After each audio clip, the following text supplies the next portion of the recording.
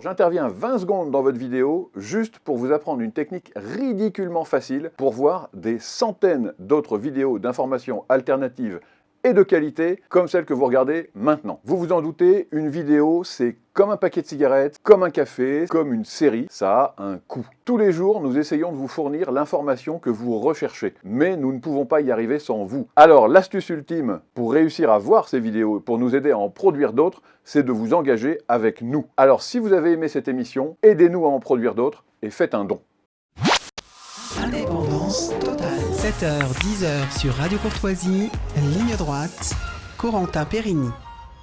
Alors, il a été présenté comme Armand R, un franco-iranien âgé de 26 ans, né en 1997, et il a tué samedi soir un touriste germano-philippin, blessé 2 personnes à l'Arbre Blanche, près du pont Bir Hakeim à Paris, dans le 15e arrondissement, en face de la Tour Eiffel. Alors, notre journaliste Liselotte Dutreuil l'a rappelé, finalement, il s'agit d'Imam Rajapour Miandoab, islamiste, fichiaise, d'origine iranienne, connu depuis 2003 sous le nom de Armand, et c'est ça qui a été amplement repris par la presse grand public. Alors, Imam avait d'ailleurs côtoyé Samuel Paty, on en parlera tout à l'heure. Je vous propose de réécouter Jean-François Ricard, un procureur de la République antiterroriste, qui donnait des informations sur BFM TV hier. Les premières investigations ont permis de mettre en évidence que l'auteur des faits avait enregistré une vidéo avant de passer à l'acte. Dans ce film, s'exprimant en langue arabe, il se présentait comme étant Abu Talha al-Khorasani, ce qui constitue une référence à l'organisation terroriste État islamique agissant actuellement à partir de l'Afghanistan. Lors de cette vidéo, il prêtait allégeance à l'État islamique. Il apportait son soutien aux djihadistes agissant dans différentes zones, notamment en Afrique, en Irak, en Syrie, au Sinaï, au Yémen, au Khorasan ou encore au Pakistan.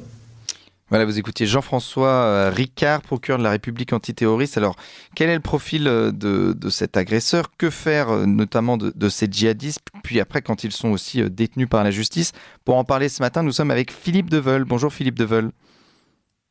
Bonjour Corentin Périni, bonjour Radio Courtoisie. Alors vous êtes avocat au barreau de Paris, vous avez défendu notamment des familles de victimes de djihadistes, vous êtes docteur en droit et enseignant en droit public à l'université. Des victimes d'attentats. Oui, d'attentats. Voilà. Le Bataclan, le Bardo et Nice. Bataclan et Nice. Alors justement, vous connaissez... L'attentat du Bardo en Tunisie et Nice. Et Nice. Alors, justement, je voudrais revenir sur le profil d'Imam Rajapour Miandoab, parce qu'on rappelle l'auteur de cette attaque samedi dernier. L'homme est actuellement en garde à vue à la DGSI et finalement, on se rend compte qu'il n'est pas inconnu des services spécialisés. Il a été incarcéré en 2016, condamné à 4 ans de prison en 2018 pour avoir voulu passer à l'action violente avant de sortir de prison en 2020. Alors, c'est assez rageant de se rendre compte finalement, Philippe Deveul, que finalement, c'est le profil type du terroriste Imam Rajapour Miandoab. Oui, c'est même une vedette, parce que vous voyez bien dans son profil qu'il était en contact avec des terroristes d'actes de terrorisme emblématiques, comme l'auteur de l'égorgement de Samuel Paty, et puis du père Abel à Saint-Étienne-de-Rouvray. Il était en contact. Alors c'est pas parce qu'il était en contact qu'il entretenait des liens nourris, mais ça prouve un peu le niveau d'engagement de cet individu qui était d'une part connu des services de renseignement et qui était condamné et qui a fait de la prison et qui est sorti en avril 2020 avec une mise à l'épreuve. Donc on se rend compte très bien que par rapport à la situation périlleuse dans laquelle nous sommes en ce moment en France, nous avons les limites de l'état de droit par rapport à une situation qui est quasi extraordinaire, extraordinairement périlleuse et dangereuse. Alors Philippe Deveul, on nous explique que ce terroriste était, les sources policières en tout cas insistent sur le profil très instable, très influençable du suspect, souligne qu'il devait être suivi médicalement. Est-ce que c'est ça aussi le profil type ? C'est-à-dire on nous explique finalement c'est juste quelqu'un d'instable et on n'aurait pas pu prévenir ce qui s'est passé, prévoir. Alors ça, Ça, je m'inscris en faux, parce que si on déclare l'individu dangereux mentalement, eh bien, il y a des asiles psychiatriques et on peut l'interner par contrainte, ce qui est tout à fait possible par une décision préfectorale.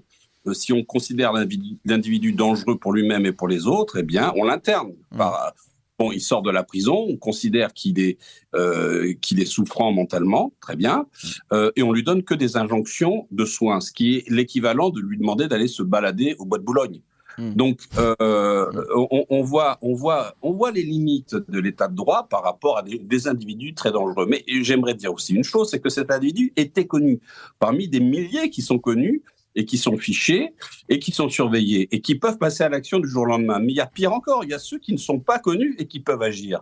Et là, dans ce qui s'est passé samedi soir, dans le 15e et le 16e arrondissement, c'est une attaque coordonnée avec un marteau et un couteau, où il a tué une personne de nationalité allemande d'origine philippine, et il en a blessé 2 autres, assez gravement d'ailleurs. Donc, j'appelle ça, alors, c'est vrai que je discute avec des responsables des forces de l'ordre, de très haut gradés, qui me disent oui, on croit à des attentats un peu. Alors j'ai une pensée quand même pour la famille de la victime et des victimes en général et le parcours du combattant qu'ils vont devoir entreprendre pour faire valoir leurs droits. Mais quand je parle avec des hauts gradés, ils me disent oui, on s'attend à des attentats isolés ou des loups solitaires, mais je ne suis pas d'accord parce que ce qui s'est passé samedi soir à Paris, c'est un attentatillon. C'est pas un attentat de grande dimension qui peut arriver à tout moment, et notamment sur Paris, où il n'y a aucun dispositif apparent, contraignant, qui pourrait dire on se méfie. Vous voyez le laxisme, le laxisme de l'autorité politique face à un danger éminent. Et justement, il va falloir faire avec, comme avait dit, je crois, Manuel Valls à l'époque des attentats de 2015. Mais alors moi, ma question aussi, c'est évidemment, vous dites qu'il y a un laxisme en termes d'autorité, mais alors pourquoi Imam Rajapour Miandoam n'est pas resté en prison finalement à ce moment-là? On nous explique qu'il est instable, on nous explique qu'il a eu, en tout cas qu'il a eu une volonté de passer à l'acte. Il sort en prison en 2020, alors forcément on se demande pourquoi il n'est pas resté en prison. Il a été condamné et il a purgé sa peine. Une fois qu'il purge sa peine, on sort de prison. Il n'a pas été condamné à perpétuité. Alors peut-être faudrait-il condamner à perpétuité les gens qui ont l'intention de passer à des actes terroristes. Mais ça, il faut revoir la législation. Les lois sont déjà assez dures en général. Vous avez une forme de laxisme dans la justice que l'on peut observer partout sur tout le territoire. Vous l'avez vu notamment lors des manifestations qui ont eu lieu en Isère, enfin à Romain-sur-Isère, où vous avez des gens qui ont manifesté leur colère, qui n'ont rien brûlé, qui n'ont rien cassé. Ils n'avaient malheureusement sur eux des barres de fer et des fumigènes. Et vous avez des gens qui n'ont jamais été condamnés, qui n'ont pas eu de casier, qui ont eu un mandat de dépôt et qui ont été condamnés à 1 an de prison ferme. Alors, j'ai l'impression qu'on retrouve la justice politique qui avait été imposée aux Gilets jaunes, souvenez-vous, en 2018, où les gens qui manifestaient, etc., étaient soumis à une justice vraiment politique qui était très, très forte. Et bien là, on se retrouve un peu dans la même optique pour les gens qui ne sont pas contents et qui manifestent et qui sont très touchés et très peinés par ce qui est arrivé à Thomas. Donc, on voit bien que le gouvernement danse un jour sur un pied, puis après sur l'autre, avec une grande crainte, comme je l'entendais dans votre émission, d'un embrasement de la situation. Mais la peur n'évite pas le danger. D'ailleurs, Churchill disait, vous vouliez la paix avec le déshonneur, eh bien vous aurez le déshonneur et la guerre. On est exactement dans la même logique. C'est une politique de 40 ans de laxisme que l'on paye aujourd'hui. Et on est dans une situation très grave. Et malheureusement, si vous parlez comme ça, vous allez effrayer tout le monde. Mais il faut que les gens soient au courant de la situation. Parce que ce que vous avez dit, notamment, donc vous avez parlé de laxisme d'un point de vue judiciaire, et puis il y a aussi un manque de moyens. En tout cas, c'est ce qui décrit Grégory Joron, qui est secrétaire national de l'unité CGP Police. Il faisait l'objet donc d'une surveillance particulière, mais qui n'était pas réalisable 24 heures sur 24. Nous n'en avons pas les moyens. Alors c'est vrai que c'est compliqué de suivre, de surveiller des gens 24 heures sur 24 en se disant il y a un moment, ils peuvent littéralement décider de passer à l'acte et c'est difficilement prévisible. Il faut 4 personnes pour surveiller quelqu'un en permanence, et combien même vous le surveillez, comment vous pouvez être de loin, parce que vous n'êtes pas à côté, hein, vous n'êtes pas, attention, on vous surveille, on vous encadre, non. La personne ou l'individu peut toujours commettre un attentat, peut sortir un couteau et sortir un marteau. Vous savez, pour quelqu'un qui a une arme à feu sur lui, et s'il est attaqué au couteau, il doit sortir son arme à 7 mètres, faire face à une attaque au couteau. Vous vous rendez compte la préparation? Vous vous rendez compte la rapidité et les distances qu'il faut avoir pour écarter le danger d'une attaque au couteau. Donc, si vous voulez, moi je suis un peu, je suis un acteur pour défendre les gens, mais malheureusement, je l'ai dénoncé à plusieurs reprises, notamment chez vos collègues de CNews, en disant que le gouvernement français était très laxiste vis-à-vis des terroristes islamistes. On le voit, ils sont tenus. Alors, ils sont tenus par quoi? Par une politique arabe, par le grand financement, par la crainte de ne pas plaire à une catégorie de la société, mais il faut comprendre qu'on est en France ici, on n'est pas à Raqqa. On voit très bien avec la mère de Romain-sur-Isère qui a été menacée d'être décapitée. Et les gens qui l'ont menacé ont dit on jouera avec ta tête comme au ballon. Mais on est en France ici, c'est hallucinant. Et vous avez un ministre de l'Intérieur qui, en fin de compte, pourrait être, il est ministre, mais je crois qu'il pourrait être aussi un intervenant, un consultant pour une chaîne de télévision pour commenter les faits criminels ou délinquants qui arrivent sur notre pays. Non, on n'attend pas des tweets ou des commentaires de la part d'un ministre de l'Intérieur. On attend de l'action. Normalement, il aurait dû dire j'ai commis une erreur. Cet homme-là aurait dû être interné dans un asile psychiatrique. Et nous avons commis une erreur, et d'ailleurs, je vous présente ma démission. Ce serait tout à son honneur. Alors justement, ce terroriste, Iman Rajapour Miandoab, on l'a dit, donc il avait déjà été condamné, mais il y a quelque chose donc, dans son dossier qui est assez surprenant, c'est qu'il explique notamment qu'il s'était racheté. Il explique « Je veux préciser que vu mes antécédents, je peux paraître suspect seulement 6 mois après ma détention de dénoncer des islamistes radicaux. » Il en avait dénoncé alors que j'ai partagé ces croyances-là auparavant. Pendant l'isolement en prison, j'ai pu lire des livres qui m'ont ouvert l'esprit, j'ai douté de Dieu et réfléchi à ce qu'on me disait de faire ou de ne pas faire. J'ai fait des crises d'angoisse suite à cette remise en question. J'ai dû prendre un traitement que je prends toujours. Alors on avait l'impression, j'ai l'impression que c'est quand même un profil qu'on ne voit pas souvent, quelqu'un qui s'est racheté et qui finalement, 3 ans plus tard... C'est pas nouveau. Il a dû écouter la chanson de Claude François entre-temps. Si j'avais un marteau...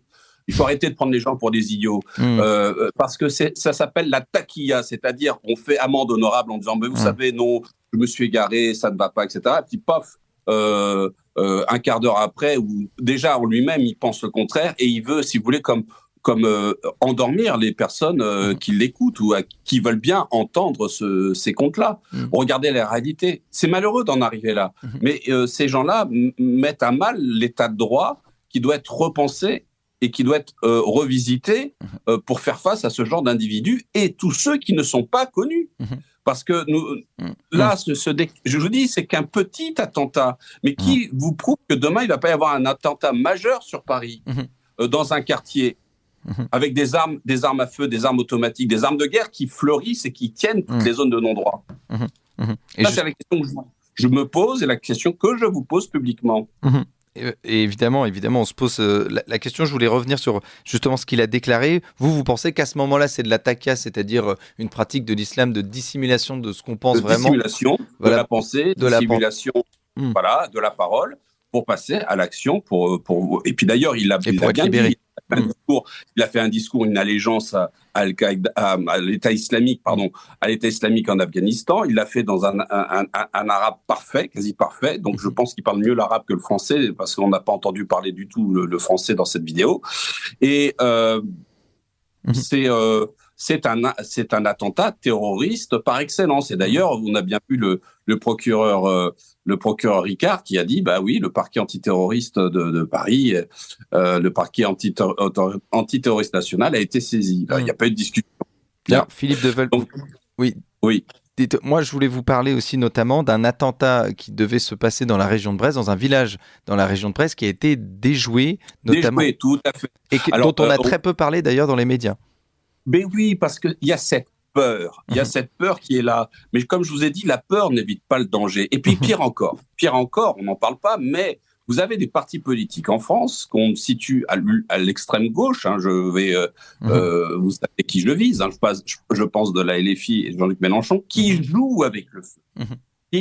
D'abord, qu'il y a un revirement dans son analyse et son appréciation politique quand il disait que le voile, c'était anti-républicain et que c'était scandaleux, qu'il fallait trouver une solution et que les gens devaient s'intégrer. Et aujourd'hui, on voit qu'il pousse à l'extrême et on dirait qu'il nourrit une volonté d'exciter les communautés.